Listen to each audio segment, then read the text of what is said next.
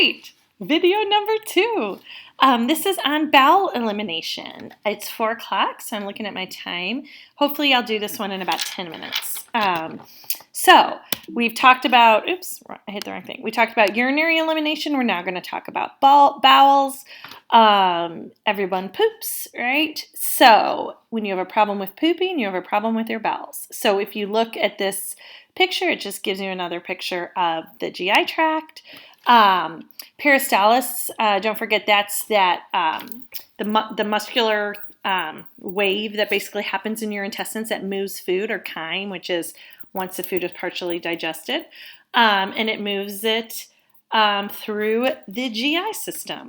Here's an example of what that looks like, peristalsis. So when I talked again about for urinary system, and I talked about putting on layers of clothes, this is your underwear, right? Understanding peristalsis is your underwear. Now we're putting on another layer of clothes.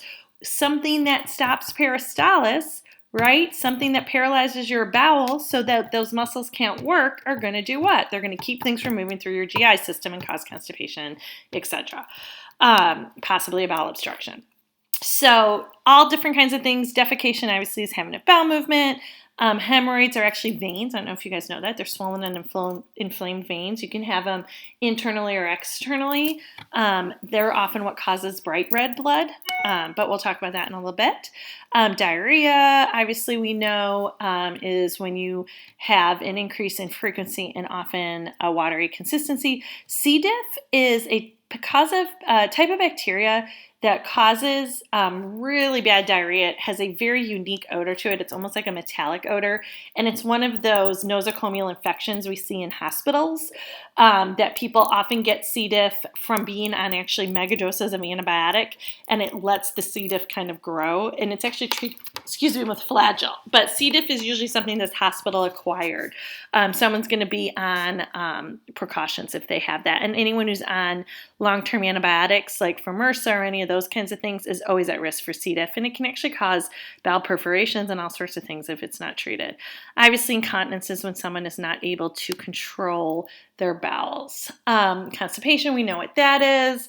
Often we see constipation. Really, the technical definition is fewer than 3 bowel movements a week. And constipation can lead to all sorts of problems. We know we see constipation a lot in the elderly because really everything is just starting to slow down. They're often dehydrated, and the body's just not working at the same level it once was.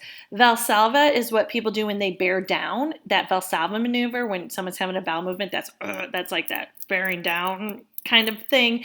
And some people pass out from the Valsalva maneuver if they're bearing down too hard. So that's why sometimes people may actually pass out on the toilet. Impaction is where it's just so hard and impacted. The word is absolutely what it means, that often it has to be manually removed. Flatulence is gas. So I want to talk about ostomies. I don't want you to worry too much about all the different types, but know that an ostomy is an opening that's created in surgery, and you can have one in your GI system, urinary, all different kinds, and it bypasses whatever route is normally there. So in a colostomy,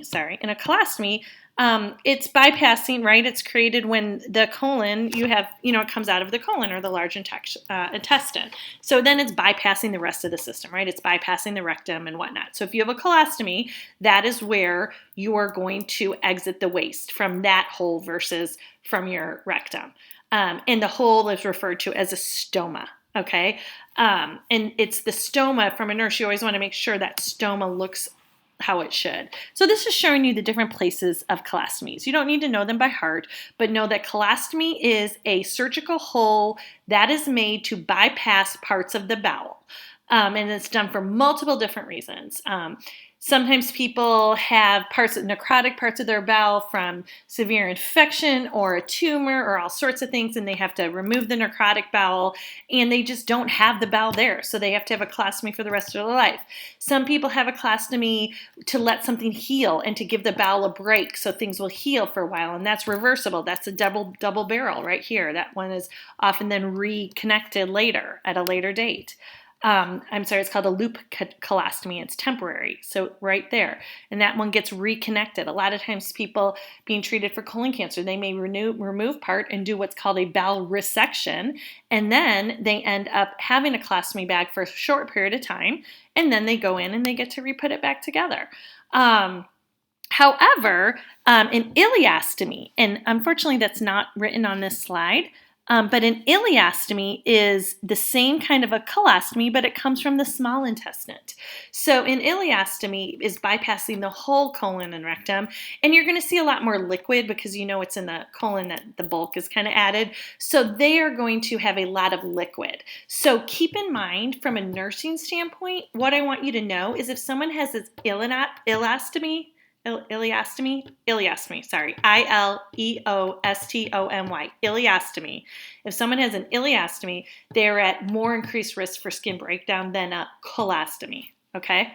Ileostomy from the small intestine, colostomy from the large intestine.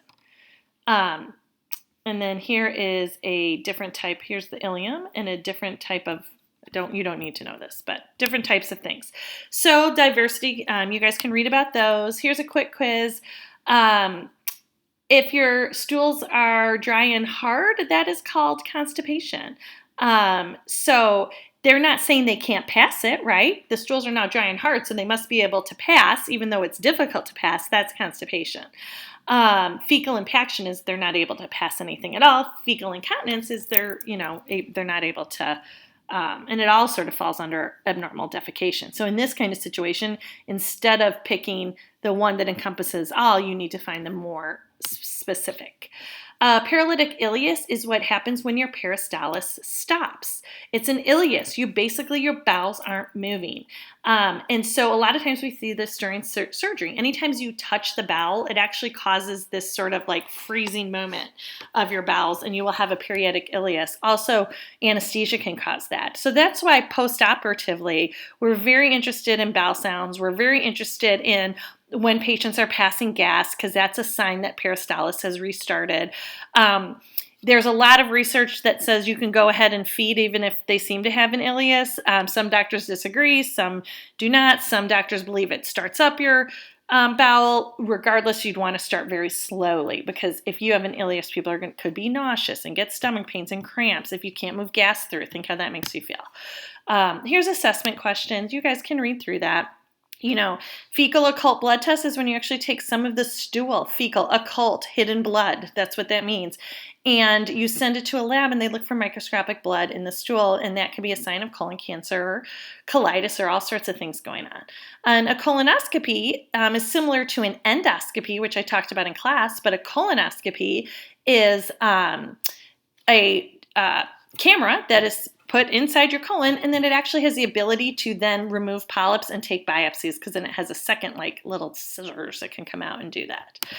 Here's nursing diagnoses and planning implementation. I'm going to let you guys read through that because we kind of talked about that in our class. Think about helping a patient with a bedpan. This is definitely something you can delegate. But you can go ahead, and I don't need to read that to you. Here's a fracture bedpan.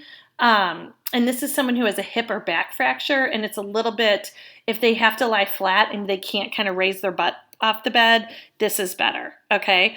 And then this one is more shaped like a toilet seat, and you can kind of sit up in bed and actually sit up on it. This is someone who kind of has to stay laying down. It's called a fracture bedpan, and if you were just going to try to guess the answer to what they mean, think hip, someone like that, right? You guys can look through this, but it's really important that patients are not left on a bedpan for an unlimited period of time, because it can cause pressure ulcers and can actually kind of be a big deal. Bedside commode, again, can be very helpful for patients who aren't able to walk very far. We use suppositories sometimes to give medications, and if someone's impacted, you always have to be careful to get it next to the rectal mucosa, not into the stool. Different types of enemas are used. Typically, we use isotonic enemas. That's like a fleet enema. Sometimes you might use a little bit of an oil enema to just kind of help the stool come out. But, here we go. Okay. So cleansing or isotonic, it works by expanding the colon, promoting peristalsis. Hypertonic draws some fluid, so you'd want to be very careful about using that on someone who has any sort of fluid issue. Oil basically just lubricates. I have not really given many medications through an enema, but it looks like, worms and parasites, yuck, are treated that way. And then provide relief from distension. Oh, okay, this helps to get rid of gas. Okay, just kind of know what an enema does. If you were to have, someone were to complain of immediate pain with an enema or bright red bleeding all of a sudden, you'd want to stop what you were doing and notify the doctor, right? Because maybe their bowel has been perforated. So anything that you might see then on a test question, anything that would, the patient all of a sudden complained of extreme pain or you were noticing bright red blood, you'd want to call the doctor. Here it just goes through different kinds of things. UAPs can certainly help with enemas often. This is talking about an NG tube, which is sort of odd because we were just talking about enemas, but these are NG tubes. So we use an NG tube for a couple of reasons. It goes from the nose down into the stomach, right? So anytime anyone has an NG tube, they are at risk for aspiration. That's one of the greatest risks with an NG tube. So you always want to verify placement. It can be used to irrigate the stomach and lavage and to keep the stomach decompressed after surgery to keep kind of suctioning stuff out. A lavage is when they actually go in and you'll see a gastric lavage if someone, overdose on drugs, something like that. That's when they actually suction out the stomach. So Salem sump is typically what we use, what you see all the time. Okay, so they can suction from here, it vents from here. Okay, so this is when an NG tube is used more for suction, okay? All right, and then they will disconnect it from the suction to administer medication sometimes and things like that. Okay, colonoscopy, you guys know the answer to that. All right, these are all different ostomy supplies. Oh, I have 3 more minutes before I'm almost done. Okay, good, we're doing good. All different types of ostomy supplies. These are where you measure it with the stoma, so you always want to make sure you get the right size, because if it's too small over the stoma, this is how you measure the disc that then you cut, and then the disc attaches to the skin, and then the bag right here attaches to the disc, and then you change the disc when it gets dirty, if it's coming off, all of those kinds of, the wafer, sometimes it's referred to as a wafer, and you use a special kind of glue that protects the skin. Sometimes if there's diarrhea and it were to get soaked, anything like that, you would need to take it off. But one of the things to keep in mind is when you're cutting the wafer to fit around the stoma, if it's too small, it could cut off circulation. The stoma should always look beefy and red, like that red, beefy, dark red is what that means. If it's brown, if it's blue, if it's black, those are signs that circulation is being cut off and would be a big deal. So, UAPs can often help once kind of care has been established, okay, and they show they know what they're, doing, and that so changing the pouch of a new ostomy or an ostomy with complications, you cannot delegate. So that's important to know. Always think when you're taking care of a patient like this, you're going to have a wound care nurse. That WOCN is what that's referring to as a wound care team who specialize in this. This is really a specialized type of nursing. But you only need warm water to clean the stoma. You do not need to use soap because it will dry it out, and you want to keep it moist. It's like you're inside of your mouth, right? It's mucosal tissue, so it needs to stay moist. Think about you're not going to use soap on your mouth, right? There's not really evidence that's evidence-based practice on the optimal amount of pouch where that's going to be individualized for the patient and what their skin looks like and all those kinds of things. Again, this just talks about collaboration and delegation, right? This is intact skin. This has some excoriated skin around it. You can kind of see how this is nice and where it should be, and this is sort of spreading out. It's not really a circle anymore. It almost looks a little bluish in there. So just, you can go ahead and kind of read through this, but things to keep in mind is that one thing you want to just definitely keep in mind is how much psychologically this impacts patients. And I talked about that in class a little bit, but from intimacy issues to work issues to, will they be able to change it? Is it going to smell? Can they what if they're swimmers? What do they do? Can they participate in the activities they've always wanted to participate in? All of those kinds of things. It can be a really big deal. So sometimes the psychological complications can honestly be worse than the other type of complications, so physical complications. So just implementation and evaluation. We always want to see, did someone return back to their normal bowel function?